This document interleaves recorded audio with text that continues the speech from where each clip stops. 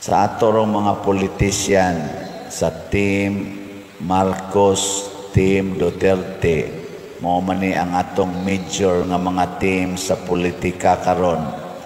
Kinsa Manila ang dunay bunga nga naghatag og kaayuhan sa mga tao, ang Team Marcos o Team Duterte? Ay lagtubag, diha las inyong kasing-kasing. Unya,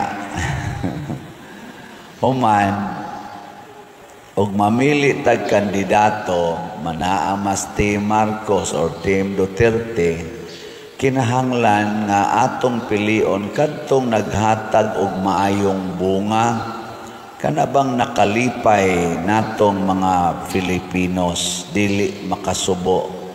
Pero di man yun maingon malipay ang tanan, at least ang kinabag-an. Nga unsaon man pagkalipay sa kinabag-an, basta ang atong leader, masimbahan man o maggobyerno, muatiman gyud sa nanag-antos kaning labing ubos. Muna si Kristo man ang ato sang model, siya ang tubig, pero siya sa dangatong model sa dihang nagpakatao siya, isip atong leader, muna siya makabuhi nga bunga ang paghatag o kalipay sa atong isig katao. Gilingya imong tupad, ing nalipay kang nagtupad ta. Lipay kanang wa mulingi, murag wa kinay bunga. Muna si Kristo, model man siya nato, unsa may iyang gibuhat. Wa siya kaila sa tao, ang tao sa duwa kaila niya. Pero kining tawhana nagantos sa sakit, paralyzed siya, 38 years na. Why nagpakabana niya kay daghan sa kay ditong masakiton. Niya gila-ila ni Jesus, ana luoy in taon kaayo, ingos Jesus, ako ana deka 38 years nga paralyzed, maulagi Lord, maulagi Sir, ana. Siya niya gusto pa kang maayo. Ana. Kung kamo pa'y pangutan-on ni Jesus na kay sakit 38 years na, gusto pa kang maayo? Ayaw na lang, tiwasuno na.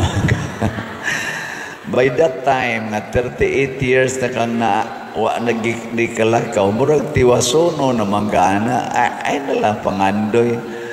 Pero si Kristo,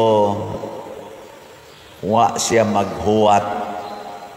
Kay niingon mang tao, wa man ko'y makaalsa na ako padong adtos tubig, kay mulihok man tong tubig, basta mo gawas ng power kunos Ginoo didto, dadon na tong masakiton, basta mahumol ka didto, nga nilihok ang tubig, kana maayo ka. Siya maunhan naman siya, maalihan man, digit siya katusmaos tubig. 38 years na siyang gasigig suway-suway, ana. Looy, no? Kitang mga Filipinos, pila nakakatuig na nag-antos taaning atong hunger. Kita ba mga Filipinos? Akong nadunggan, gasugod ni Antong Marcialo, nga daghan kay tagpag-antos din sa Pilipinas, maubita tong siging demonstration, hangtod nag-people power. Kanus aman tong nag-people power ta? 1986. Ana. Gikan ato hangtod karon pila na katuig.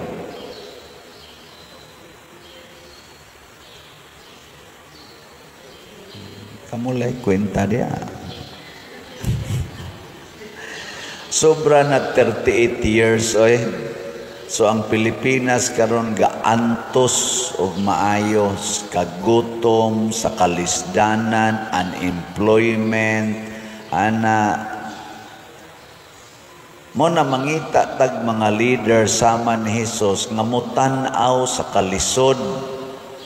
Ang problema ros Pilipinas, dili si President Duterte nga kinahanglan gyung ipriso sa ICC, dili si Vice President Sara nga kinahanglan gyud nga ma-impeach, dili sad si President Marcos, dili sad ang mga senador or mga congressman. Ang problema nga atong atubangon isip mga Pilipinos, kinig yung kagutom, kining sala sa graft and corruption. Karon kanina sa mga terorista, mga NPA, gipamatay ang mga tao na sad, i-video pa, naaroy bagong video nga ilang gipangpatay ang mga sundao, mga kafgo ba to? Ilang gipangpatay, gibidyohan, unya, gi-upload. Naagyod na ang ilang mga naong. Ambot, ipatawag ba ka na sa sana, quadcom ba na? Kaya hilig mo ka nila mo patawag, fake news ba na, o tinuod ba to? Wata kay bao, ipatawag unta na para maklaro kay sunan ka. Singgit-singgit pa mabuhi ang sa to ilang gisinggit. Nanay na nagkaning bisyo, kaning drugas karon na porte na sad. Nanay na nagbidyo samtang nagsuyop sila ila ng himuong content sa ilang TikTok, sa ilang Reels. Prostitution, mga sala kini nga social sins nga mo'y problema gid nato kanig yung ingon ana, labi na ng graft and corruption. Nangawagtang atong kwarta perting dagku ang kwartang wa ganita kibaw hain gigamit gyud to. Nya pun-an dayon aning atong mga nangadaot nga environment. Mo nang kusog na kay tamo baha karon, flash floods. Niya pa'y linog, niya pa'y bulkan nga nibuto. Dili tao ang ato rong problema kung dili kahimtang og ang ato untang pilion, mga tao, mga leader sama ni Hesus mutan-aw sa tinuod nga kalisdanan, dili magsigig pangaway sa iyang isig katao. Dinhi sa atong ebanghelyo, si Hesus, giayo niya ang masakiton. Tanawa ragod ang ilang mga leaders, ang leaders sa mga Hudiyo, nasuko nganong giayo sa adlawng ipapahulay. Pagka mga buangon. Si Hesus nga mo'y nagtabang sa tao nga masakiton, ila na sa noong gustong patyon, kay nganog yung nisupak sa balaod sa adlaw ng ipapahulay. Usahay, masubraan ta ka legalistic. Dili na hinuon ta kakita sa tinuod nga problema. O para nako, mauni na hitabo karon sa atong mga gobyerno.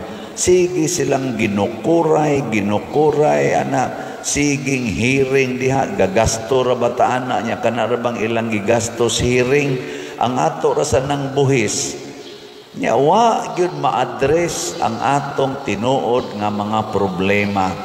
Dili tao ang atong problema karon, pero kay wa man gi-address ang tinuod nga problema, dunay mga tao nga mipasamot sa atong problema.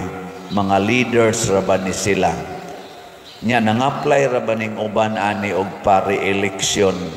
Unsa man i-re-elect nato sila o dili? Kita nalay mag-igo.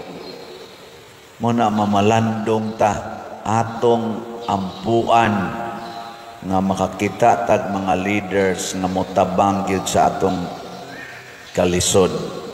Ang pagpili og mga nasudnong leaders karong panahon sa eleksyon, sa Diyos nun gyud nga pagpili. Di ta magpadaog ang mga kwartang ipanghatag, dili ta magpadala na mga influensya nila sa atong kinabuhi. Tan-aw nato unsay ilang gihimo para sa atong nasod, unsa sila ka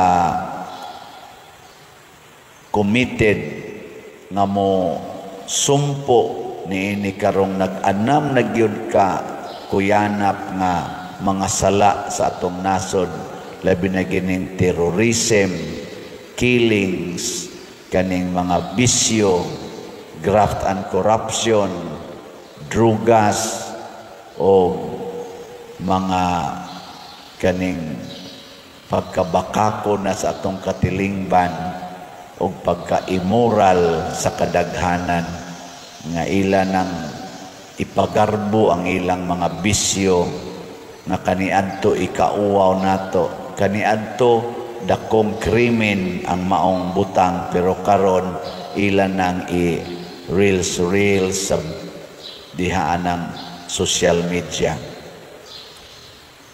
Duna unta tay mga leaders nga mosumpo ani, apan kana mga leaders nga muralagwa o dili gani ganahan mo hisgot ani, di gani mo condemn ani, ato gyud ang papahuwayon lang usa, kay they are not needed at this time. Mangita tag leaders nga Christ-like.